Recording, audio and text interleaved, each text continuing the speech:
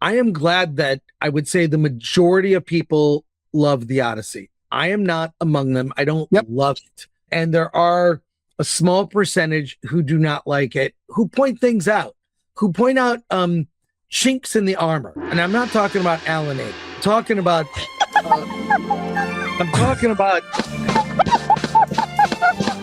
I'm talking about well, I am talking about Alan because he really didn't like it. He really didn't like it. But you can't, yes, is it a success? But I question, Gary. I question. Wait, Sam, pause. All right.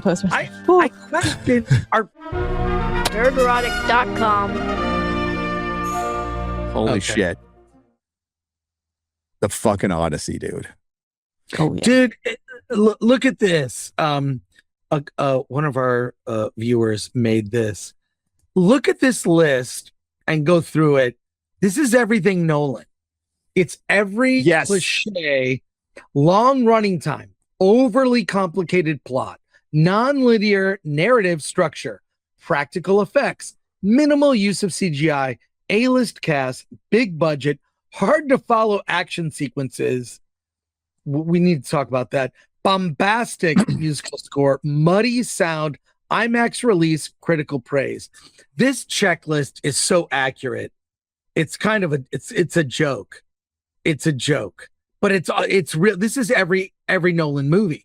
And the thing that I've complained about him, he feels almost it's completely necessary for him to mess with time. He time shifts, flashbacks, flash forwards, all that. That's his signature. That's his storytelling method. He did it with Dunkirk, and it was completely unnecessary. He can't tell a straightforward story. So he has to overcomplicate things by flash, forward, back, this, and it's unnecessarily confusing. I completely agree. And the fact of the matter is that I still respect him as a filmmaker, and but people are starting to see that the emperor has no clothes. And the fact of the matter is, if you want to start calling him greatest director of our era, well, I mean, he's great, yes, in his style. But if you want to start throwing him in there with people like Spielberg has his style too, but Spielberg can tell a linear story. You know who could tell a linear story? One of the weirdest directors of them all, Kubrick. Yeah. He can tell a pretty straightforward. He tells it in the strangest fucking way possible. So I think Nolan is very, very good in his wheelhouse, like exquisite in his wheelhouse. And the Odyssey was way the fuck out of his wheelhouse. Hitchcock had a style. Kubrick has styles. Spielberg has a style, but his style is like, I'm going to do that. His tracking and zoom, and some of the best framing you'll ever see in a film, except in Disclosure Day, which was terrible. And Nolan needs to tell the sci-fi psychological thriller. I mean, I'll line up all day to watch that. This was, he took a big swing. I feel he missed on this one big time. Oppenheimer's, I respect Oppenheimer for what it is. Right. And it certainly deserved its awards and all that stuff. It's just not a movie I'm going to run back and see over and over again. My biggest criticism was it was really soft on the communism issue, but that's Hollywood. That's not just Nolan. It's Hollywood. But yes, you see this checklist. It's absolutely right. But to blaspheme Nolan is bad. There is a lot of people who will not stand for it. That I don't understand. Here's what I question. Are people afraid to say they don't like it? That's what critics are critics of professional corporate critics. Yes. I think they're afraid to say, God, I really didn't like it. I didn't. They all are repeating the same thing, and that's when I go, why does everyone sound the same? Like they cut and paste and they changed a few adjectives, but they're all saying the same thing. Well, this is why, as you know, Chris, this is a very nuanced, layered argument, because there's going to be, you take the culture war aspect out of it completely, and there still would be corporate critics who feel that way because it's Nolan. Period. Yeah. And then you add the culture war aspect, which will solidify their position of I'm not going to say anything bad about this movie. Disparu pointed Grace's review to me, and it sounds like somebody who didn't like it but has to like it. Exactly. Yeah, and look, it's a cultural touchstone. To be in the conversation, you need to have seen it. So there's a lot of FOMO from people who haven't seen it of, well, I want to get in this is what everyone is discussing. I want to be a part of it. I'll do anything to see it. Have you seen these kids that snuck into the Odyssey? No. Let me share this short video. It's very short here. I found on X. Someone used an actual Trojan horse to sneak into the Odyssey. Look at this. That's clever. Two downstairs. Says it's downstairs. I think we made it past. Oh, go ahead. Thank you, good sir.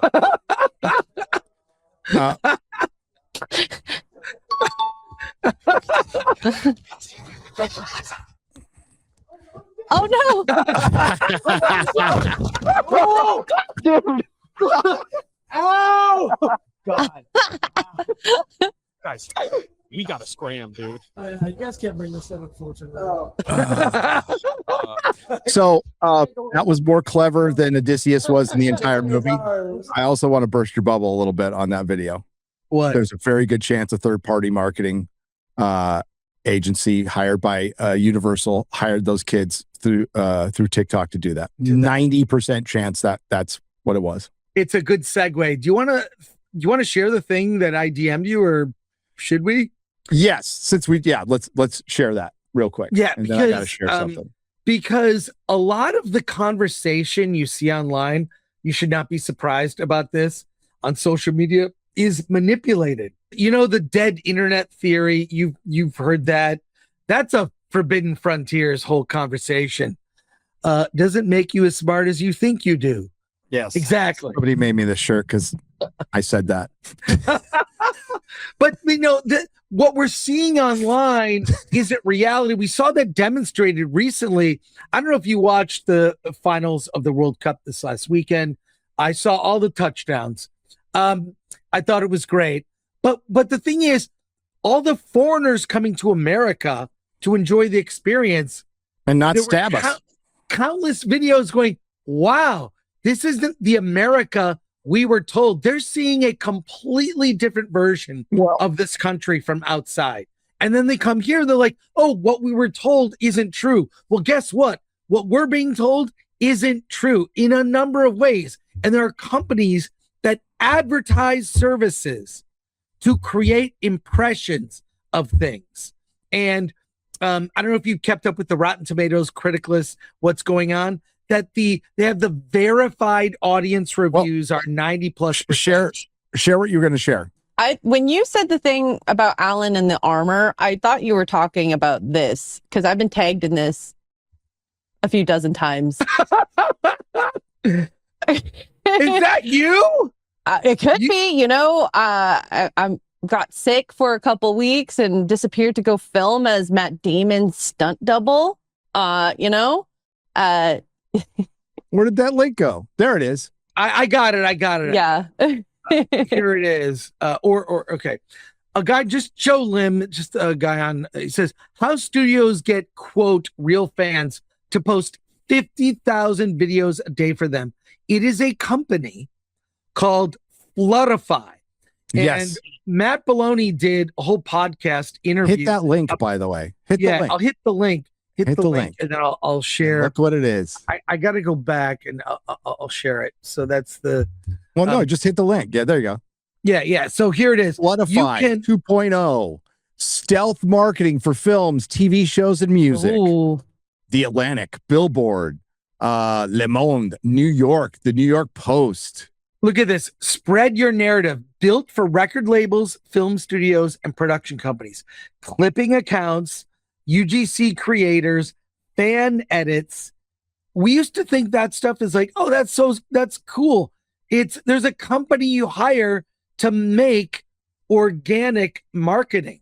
and you can book a call with them right now by clicking. Oh, that and there's Infiltrated and market. this Oh is wait, just here's the companies that use them: Universal, Universal, Warner Brothers, Sony, Warner Music, Apple, Sony, Apple TV. Apple TV Wow. are customers. What's real anymore? Nothing. Well, this- And I've already told the story that I won't name them, but there was an agency that we had a chat with that I was opening to listening to them.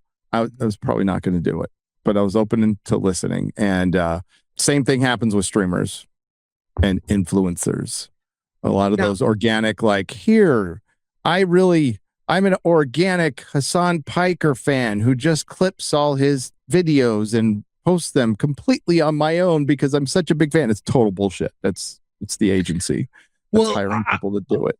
I'm not sure if you're aware, Gary, but say if you posted something that was a plug or an ad for which you were paid, you would have to put in the copy paid sponsorship. You would Okay? yes. You would have to do it on X or whatever, paid sponsorship. There's no way to tell if these are real. And it says the infrastructure behind the public conversation. Number one, a fraction of the cost of ads. Number two, built to feel organic. Number three, everybody's doing it now. Which is always great, right? That's right, you know, when, right. when my kid said everybody's doing it, I went, well, fine. But this No, I didn't. That doesn't make it okay. You're supposed to report this stuff. The thing is, the sites, sorry, Chris, are not reporting them as we talked about on Friday Night Tights. Thank you for sending them that review. That was all you, baby.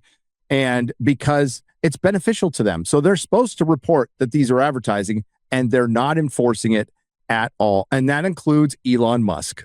That includes everybody, because everybody's doing it. Everybody's doing it. Well, I mean, like, remember the Animal Farm thing that happened and organically all these people said the same thing? Yep. And that caused a hubbub. You know, I don't know. They might not have used that company because they seem really not so stealth about it. It felt very obvious to me.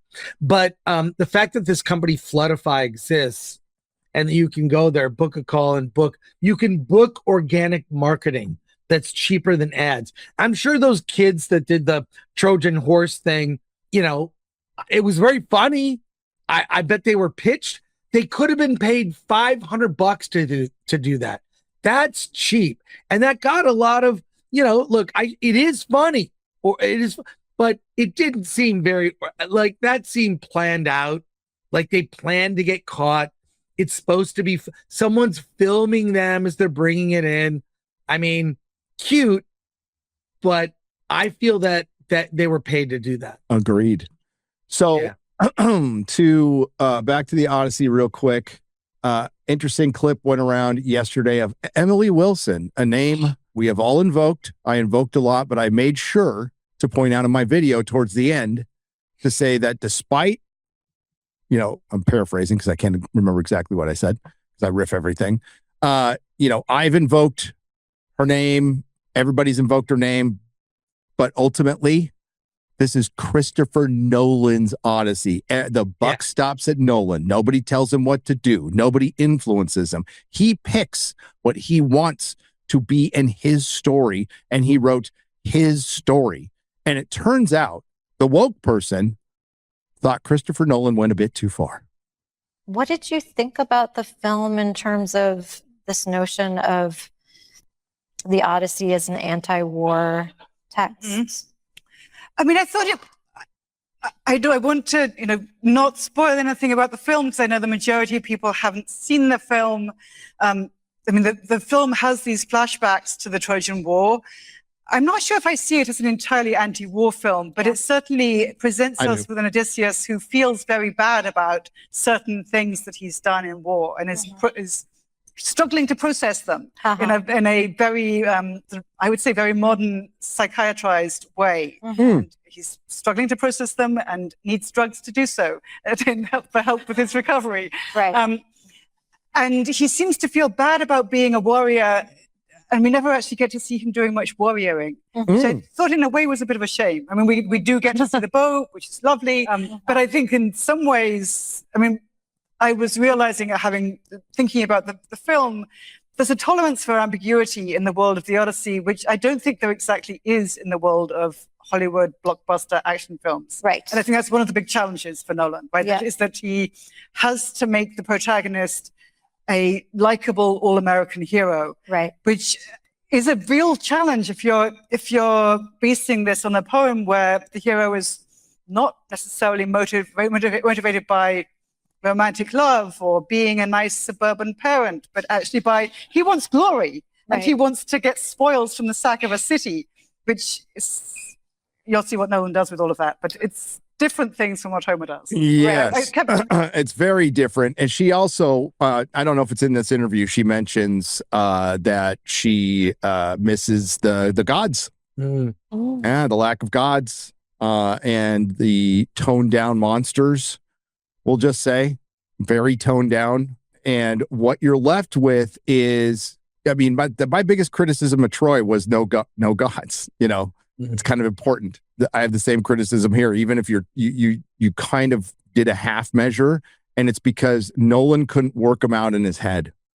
Yeah. Because, like I said, it's like an atheist adapting the Bible. It's like you don't possess the imagination to make something like that. His mind is far too analytical. His mind is far too grounded to go into something with a sense of wonder. And if you're approaching a text or an adaptation with, oh, there's so many problems with this, you should not be doing it. Yeah. I Okay. agree. Chat. Here. Are we ready? Was Athena in the movie? I mean, it looks like she is, but an argument can be made that she is just a PTSD delusion. And I think that's pretty much it. That's the way I saw it. That the gods were in his head. The monsters were real. The gods were in his head. And Athena was mostly, as Zendaya as Athena was mostly doing this. Shame on you. Like the whole fucking movie, she's shaming him. Okay, let's just say that was the goddess Athena. There was nothing else. There was no Hermes. There's no Poseidon. Zeus was fucking thunder and lightning. There's no mention of Circe's relation to either the Titans or the demigods, or Calypso's relation to the Titans or demigods, and nothing. Every translation has its different slant, but the overall reason for the Trojan War, aside from just Helen, was Zeus trying to orchestrate decreasing the surplus population and decreasing demigods too. Like there's too many, I don't know the term demigods, but like Titans. Kind of like in the Bible when God sent the flood to get rid of the Nephilim. You know, something to that effect. So it was just really grounded, and it's doing great. It's doing absolutely great. But the comparisons to The Last Jedi, I think, are really accurate. I think there's a certain people who like the movie for what it is. There's a certain people who like the movie for political reasons. There's certain people who don't like the movie for political reasons. But what you're left with, if you try, which it's impossible for me. I'm not going to sit here and say I don't have my bias. We all have our bias. But if you try to just separate all those, I think you really just have a boring movie on your hands. Like a boring movie that lacks any imagination or wonder. It's very dry. It lacks levity. The scenes that are funny aren't supposed to be funny. Like the Lystragonian scene. I haven't posted it yet. I put some Benny Hill music to the Lystragonian scene, and it's fucking hilarious. That's great. It's fucking hilarious. Well, one last thing on the Odyssey from me, Gary, is I don't know if you've seen this video. I could share. It's like 30 seconds. This is like the Odyssey people wanted to see. This could be the thing that Elon Musk is going for. But check this out that somebody made. Look.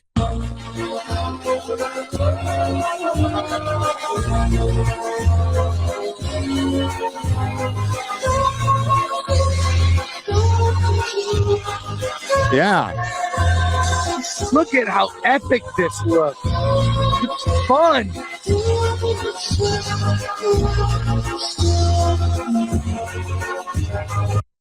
I mean, look at that visually. Just Nolan's Nolan's take is so dry. Yeah. It's just dry, drab, not fun. Like, and see, she put out, and Emily Wilson, more clips from her. She points out, like, he's kind of obsessed with, like, this PTSD, every character. Yeah, she points out that he made Odysseus pretty much a character from a Nolan film. Yeah, exactly. All his characters are Nolan characters. Look at that Cyclops. It's just so bizarre. Looks And more some of these interesting. all this other imagery is just crazy, wild, fun. That's like if Clash of the Titans had like unlimited budget. Oh, Look how lush it is. Wow. It's like old Hollywood. Like, I'm looking at this going like, that's the Odyssey. That's You know what it is? The contrast between the scenes and the characters, whereas I feel like a lot of the actors blend into the background. And so Yeah. you're focused on these people, and it looks way more interesting, of course. And you know, I am a Nolan fan. Watched him, come up from an indie filmmaker to the heights that he's reached. But the thing, he never really does romance well. Romance is No. something that's sort of beyond. I mean, Maggie Gyllenhaal in The Dark Knight. You are beautiful. But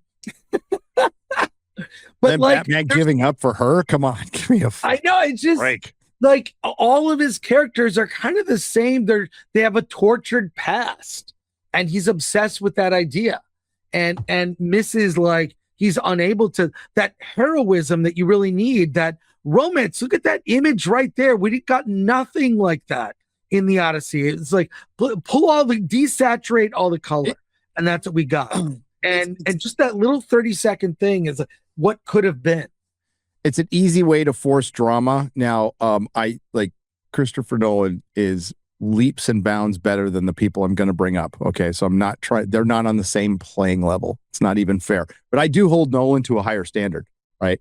Yeah. But one of the easiest things to force drama is to reset things or destroy things in the past and have somebody getting over a tortured past. Although I think it would be far more inspirational to see the person who's gotten over the tortured past and has gleaned some wisdom from it, and it makes him a clever protagonist. But in sequels, all the time, particularly in the 80s, like the guy would get the girl, and then in the sequel, that girl would be gone. They even made fun of it in Austin Powers. Yeah. And Alex Kurtzman again. I don't want Nolan is a cinematic god compared to Alex Kurtzman, who's crap. But Alex Kurtzman always has to have the universe ending or the Federation being destroyed in some way. It's just an easy way to force drama, right? Yeah. It's kind of a cop-out. But I don't know the details on the Rotten Tomatoes thing. I did look, and there is a site, and without a doubt, Rotten Tomatoes has fixed its audience score for movies. Okay, for movies, we need to make that distinction. For television, you can still go on there and leave whatever you want. But for movies, you have to, it's through Fandango, you have to prove that you saw it, and then you have to, and believe me, the studios are hiring third-party companies to go through that process to gas up the reviews. That's why, go look at the audience rating for the Marvels. Go look at it for Cuties. Or not Cuties. What was the shitty? Disbrew just put it up. The Woman King. Look at the audience score for the Woman King. It's like 98%. Which is insane. Which is for that insane. movie. So, and that was from Captain Marvel. They fixed it for Captain Marvel. If you go to Metacritic, it's at 5.1. It's 8.4 on IMDb, which is still a little gassed up because it's owned by Amazon. I think Criticlist has it at probably, I think last time I checked, it was around the same score as Metacritic. But listen, it's a hit movie. A lot of people are seeing it right now. Who knows how much legs it has? And then the debate will be if it's profitable or not. And Nolan getting his 20%. Apparently, I heard Odin today. Apparently, it is off the gross, which is the craziest deal I have ever heard. But I can see Nolan getting that. The fact of the matter is, it's still going to generate a lot of money at the box office. We can argue if it's profitable or not. And if it goes past $1 billion, then it's profitable. How profitable? I don't know. This is the most expensive Nolan film ever made. And they put way more marketing than they're reporting, in my opinion. And this film will be hotly debated until a few years from now when people look back and went, it wasn't his best film. That's what I think. I think you really need the perspective of time to where this fits, you know, where it fits in terms of his. I mean, I think it's mid Nolan, if you ask me, at best. And it doesn't age well. Having seen it, how many times you watched it twice before your review? Yes. You saw it twice. Yeah. Yes. So did I. I mean, there was initial out of the theater. I was like, well, there were parts I liked, but I'm kind of mixed on it. But nearly everyone I saw, I'm like, you start to question yourself. I felt that way about like Force Awakens. Like that's how I felt. Yeah. Why'd I hate that movie? And everyone seems to love it. I question my own reality. At the time, I'm like, maybe just life has passed me by, you know? Yeah. Maybe I'm just not getting it. But now it feels like with that company like Floodify, that they are, you know, manipulating. You don't think that happens not just with movies. You don't think that happens with politics and what people think about issues. Like there is a whole. That's where they got it from. We are the most propagandized we've ever been in our history. Oh yeah. From social media, from just from everything, and it's all the levers can be manipulated. Well, you were talking about how people perceive America. I never took that seriously, and it wasn't because of the World Cup. It was when I started talking to not naming names, liberal friends who are not in this country, and how they perceived America. And like, listen, we had a good conversation, and I would say, that's not how it is here. It is just not. Parts of it, but it is not how the whole country is. There's a, you know, especially the way that Hollywood portrays middle America. That's how the world sees it, right? And it's just, middle America is one of the nicest places. Like that, you will meet the nicest people in the fucking world. If you only watch Hollywood movies, there's an assumption that if someone has a Southern accent, they are racist. Yeah. Oh yeah. And that came from Hollywood. Yep. And that's not my experience at all. At all. So Odyssey, doing well. A lot of things could be true at once. That's why, like, for one, the woke is dead because Nolan made a woke film. I would really love for people to really lean on that narrative and run with it. Please, for the love of God, think woke is dead. Or woke is back. Sorry. Woke is back because of Nolan, because Nolan made a woke film, which he did. Nolan made a woke film. This is a woke film. And it's not just, actually, the casting is the least of it. It's the messaging. It's its approach. It's its changes from the adaptation and the motivation behind it. And then, yes, the motivation behind the casting. 100%. And Chris, Elliot Page. Nominated for Best Supporting Actor. That's happening. It's happening. There will at least be a campaign mounted. I can't say if it's going to happen. A campaign will be mounted. Best Supporting Actor Elliot Page. Also, I don't know what the Best Supporting Actor other performances are. I know the year that that one movie, that woman was nominated for actress, or that trans person for actress. Amilia Perez. She really knocked out other people that were deserving. Like, well, yeah, because the movie was shitty and it was forced in. And if I recall correctly, it wasn't like this. Every critic was loving this movie. Corporate critics were criticizing the movie for it being bad because it's bad. It was terrible. I went to the premiere of that and I was like, oh my God. Venus and Vagina. Oh my God. Well, Alan, if you want anyone to sing it, Alan's the best. But from Venus to Nerdrotic.com. Please subscribe. Mammoplasty, yes. Vaginoplasty, yes. Rhinoplasty, yes. Laryngoplasty, yes. Mammoplasty, yes. Vaginoplasty, yes. Rhinoplasty, yes. Laryngoplasty, chondrolaryngoplasty. What's that?